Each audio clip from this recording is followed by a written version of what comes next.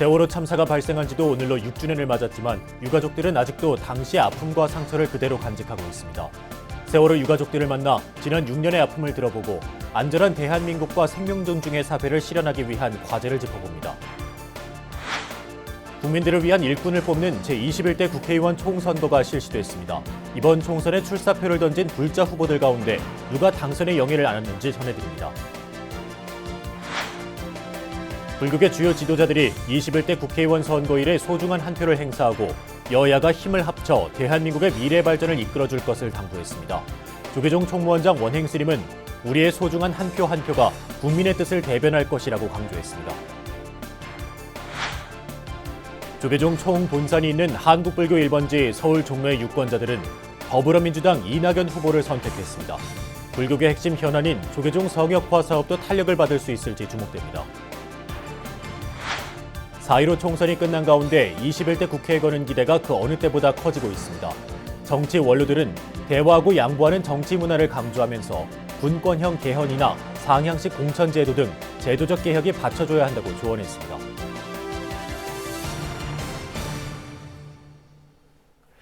안녕하십니까. 4월 16일 목요일 PBS 뉴스입니다. 우리 모두의 아픔으로 남아있는 세월호 참사가 발생한 지도 오늘로 6주년을 맞았지만 유가족들은 아직도 당시의 아픔과 상처를 그대로 간직하고 있습니다. 불교계는 지난 6년간 희생자들의 아픔을 위로하고 정신적 상처를 치유하는 데 앞장서고 생명의 가치를 소중히 여기는 사회를 만들기 위해 노력해왔습니다. 홍진호 기자가 세월호 유가족들로부터 지난 6년의 아픔을 들어보고 앞으로 우리가 해야 할 일들을 짚어봤습니다. 진도 앞바다에서 세월호가 침몰한 지 6년이 지났지만 자식을 먼저 떠나보낸 부모들은 학교 갔던 딸이 지금이라도 문을 열고 들어올 것 같다고 말합니다. 아직도 아이가 이렇게 학교 갔다가 엄마 그러고 들어올 것 같고, 그리고 아이를 갖다 아직도 잃었다는 게 믿어지지 않고. 그 6년이라는 시간이 저희한테는 그냥 안 믿어져요. 지금도 내 옆에 다인이가 없다라는 게 안 믿어지고. 세월호 침몰 후 한국불교는 유족들과 아픔을 함께했습니다. 조계종 사회노동위원회는 사고 당시는 물론 배를 타고 직접 사고 영역으로 나가서 때로는 서울 한복판에서 세월호 인양을 촉구했습니다. 이는 세월호가 남긴 가슴속 응어리를 풀어주기 위한 적극적인 행보였고 새가는 이를 잊었어도 유족들은 6년이 지난 지금도 이를 기억하고 고마워합니다. 우리 국민들 모두 가슴속에 멍울이진 이런 것들을 해소하기 위해서라도 반드시 인양이 되고 6년 전에 이런 사건으로 인해서 많은 국민들이 엄마 아빠들이 함께 울어주셨고 또 함께 해주셨고 조계종에서도 그리고 위원장님도 함께 또 기도 많이 해주셨고. 세월호의 아픔이 조금씩 아물어갈 때면 일부 정치권 인사들의 막말이 그 아픔을 수면 위로 끄집어내곤 했고 4.15 총선에서도 예외는 아니었습니다. 코로나19 사태로 더욱 조용하게 맞이한 세월호 참사 6주기는 총선으로 격화된 진영 논리 속에 사회 통합의 숙제도 안겨줬습니다. 특히 지난 6년은 타인의 아픔을 공감하며 각각의 소중한 생명을 존중하고 지키기 위해서는 국가는 물론 각계의 노력이 필요함을 깨닫게 했습니다. 어쨌든 종교뿐이 아니라 온 천지가 다 한 몸이라고 하는 인드라망의 그런 생각으로 다 이렇게. 세월호 참사는 어린 생명을 떠나보낸 참담함으로 시작해 때로는 정치적 논리 속에 소모적인 논쟁으로 격화되곤 했습니다. 유족들의 슬픔을 더 나은 대한민국을 만들기 위한 자양분으로 삼기 위해서는 우리 모두의 노력이 필요해 보입니다. BBS 뉴스 홍진호입니다.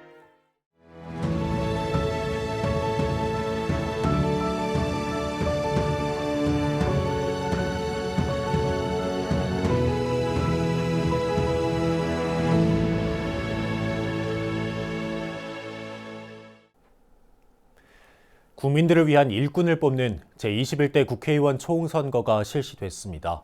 이번 총선에 출사표를 던진 불자 후보 50여 명 가운데 누가 국민들의 선택을 받았을까요? 국회 입성에 성공한 불자 후보들은 누구누구인지 정영석 기자가 전합니다. 국회 불자 모임인 정각회 부회장 출신의 더불어민주당 김영주 후보가 서울 영등포구 갑에서 4선에 성공했습니다. 전남도청 불자회를 8년간 이끌어온 민주당의 이계호 후보는 전남 담양, 한평, 영광, 장성 지역구에서 가장 먼저 당선을 확정 지으면서 3선 의원이 됐습니다. 불자 후보인 만큼 정말 부처님의 자비강령을 지역에서도 함께 공유할 수 있도록 더 노력하고 또 부지런히 뛰겠습니다. 화성시 을 지역에서 3선에 성공한 더불어민주당의 이원욱 당선인은 국회 정각회 부회장을 맡아 정치권과 불교계 간 가교 역할을 해오고 있습니다. 화합의 정치를 위한 일들을 정말 해보려고 합니다. 사회적 대타협을 실천적으로 어떻게 추진해 볼 것인가라고 하는 것에 대한 고민도 많이 하고 있고요. 17, 18대 국회의원 시절 정각회 간사장을 역임한 민주당 이광재 후보는 강원 원주시 갑 지역에서 9년 만에 정계에 복귀하게 됐습니다. 지난 20대 국회에서 더불어민주당 불자 모임인 연등의 회장을 맡은 오영훈 후보는 제주시 을에서 재선을 확정지었습니다. 다시 한번 고마운 말씀드립니다. 여러분들이 보내주셨던 지지와 성원 잊지 않고 의정활동으로 훌륭한 의정활동으로 보답하겠습니다. 역시 서울 중랑구 갑 민주당의 서영교 후보도 재선을 확정했으며 제주시 갑 송재호 후보는 첫 국회 배지를 달게 됐습니다. 강창일 의원님을 비롯한 모든 정치 세력이 이어져 온 결과고요. 또 여야 가릴 것 없이 또 원희룡 도정 또 모두 함께하는 그러한 도민 여러분의 제주를 개선하라는 준엄한 맹령이라고 생각합니다. 20대 국회 전반기 정각회장을 역임하는 등 대표적인 불자 국회의원으로 손꼽히는 미래통합당의 주호영 후보는 5선에 성공하는 영광을 안았습니다.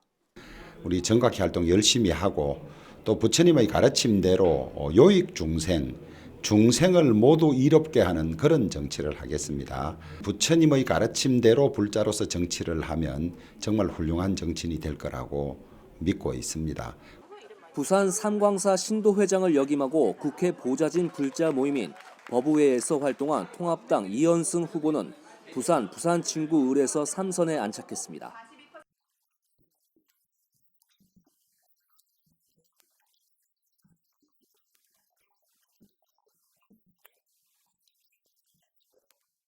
지난 2016년 지역 불교 발전에 기여한 공로로 당시 조계종 총무원장이었던 자승 스님으로부터 감사패를 받은 통합당의 박태출 후보도 3선을 확정했습니다. 이와 함께 20대 국회의원 시절 교육문화체육관광위원회 위원으로 활동하며 신라왕경 복원사업 추진을 이끈 통합당의 김석기 후보는 경주시 지역구에서 재선에 성공했습니다. 현역 의원인 통합당의 홍문표, 이종배 후보는 각각 충남, 예산, 홍성과 충북 충주 지역에서 나란히 당선의 영예를 안았습니다.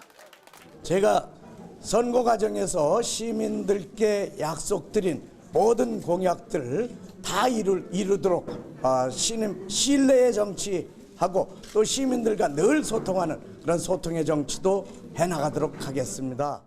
정각회 회원인 미래통합당의 이미자 후보도 경북 상주, 문경시 지역구에서 20대에 이어 21대 국회의원에 당선됐고 무소속 김태호 의원도 당선됐습니다. 비례대표로는 더불어시민당의 김병주, 유정주 후보가, 미래한국당에선 조명희 후보가 21대 국회에 입성하는 불자 당선인으로 이름을 올렸습니다. 우리 불자들의 그런 활동이나 불자들의 어떤 그런 권익이랄까 그런 부분에 대해서 제가 4년 동안 최선을 다해서 열심히 활동하도록 하겠습니다.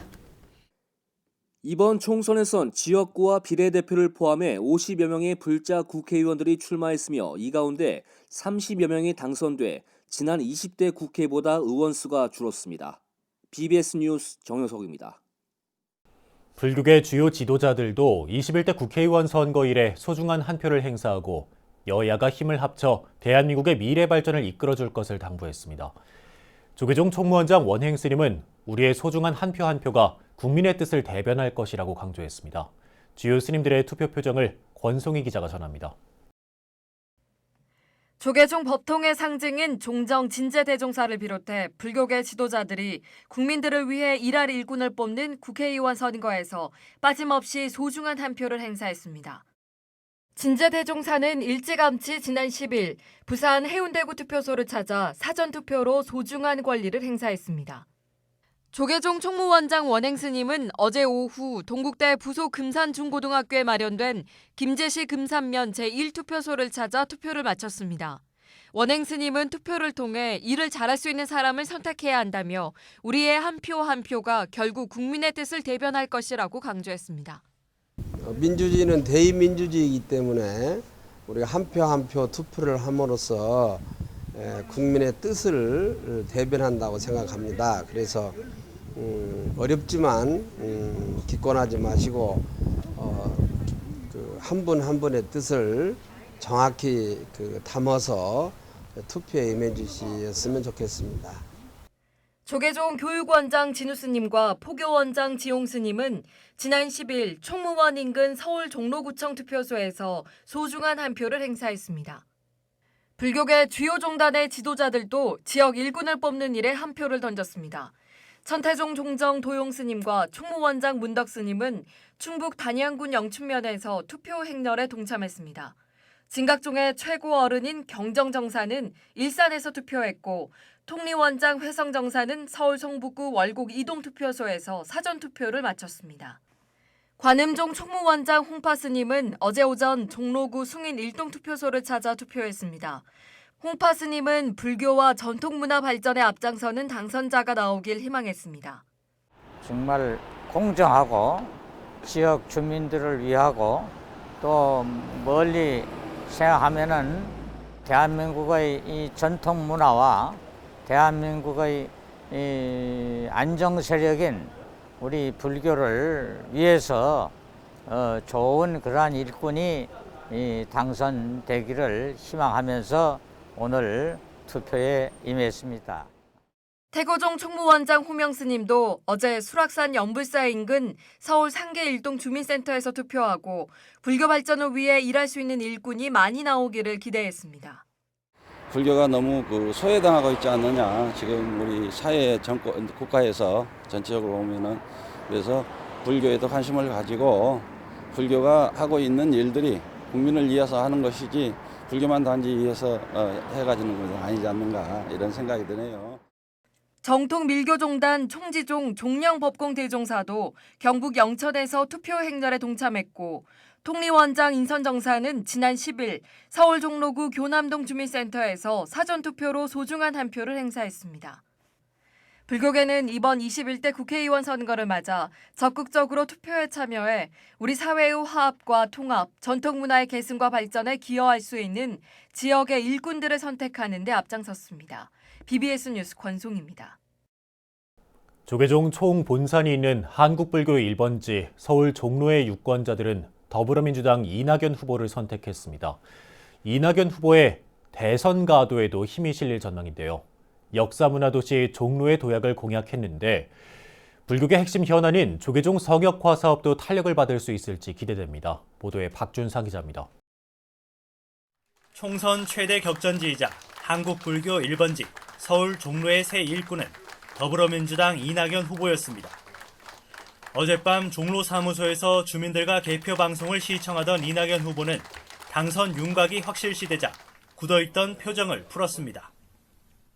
부족한 저에게 국회의원의 일을 맡겨주신 종로 구민께 감사드립니다. 종로구 국회의원의 임무를 성심으로 수행하겠습니다. 이 후보는 출구조사 결과 민주당의 승리가 점쳐지는 상황에서도 차분함을 유지하며 코로나19로 인한 국난 극복 의지를 다졌습니다. 코로나19의 조속한 극복을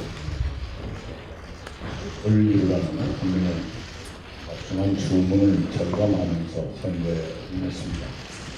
선거 이후에도 저희들은 국난 극복을 최우선의 과제로 삼아서 혼신의 노력을 다하겠습니다. 각종 여론조사에서 대권 라이벌로 꼽혔던 미래통합당 황교안 후보를 밀어낸 이낙연 후보는 대권 주자의 지위를 굳히게 됐습니다.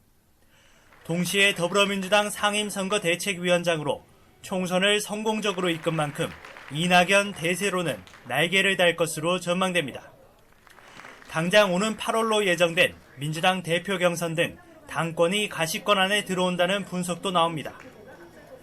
하지만 무엇보다 중요한 건 이 후보를 당선시킨 유권자들은 지금보다 더 나은 삶에 대한 기대를 품고 있다는 겁니다.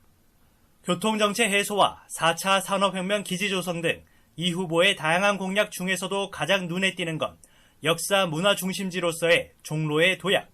송현동 대한항공 부지를 숲과 문화 공간으로 만들고 경복궁 일대 도시재생 사업을 추진하는 등 우리의 문화적 정체성을 극대화하겠다는 계획입니다. 특히 선거운동 기간 중에도 조계사를 찾는 등 불교계와 꾸준한 소통을 이어온 만큼 불교계 최대 현안 조계종 총본산 성역화 사업도 탄력을 받을 수 있을지 관심입니다. 성역화 사업은 조계종 총무원 일대를 재정비해 한국 불교를 상징하는 역사 문화관광 단지로 조성하는 사업으로 이낙연 후보의 공약과도 맥락이 맞닿아 있습니다. 이낙연 후보의 5번째 국회 등원이 우리나라의 정치사와 한국 불교 1번지 종로에 어떤 변화를 만들지 주목됩니다. 국회에서 BBS 뉴스 박준상입니다.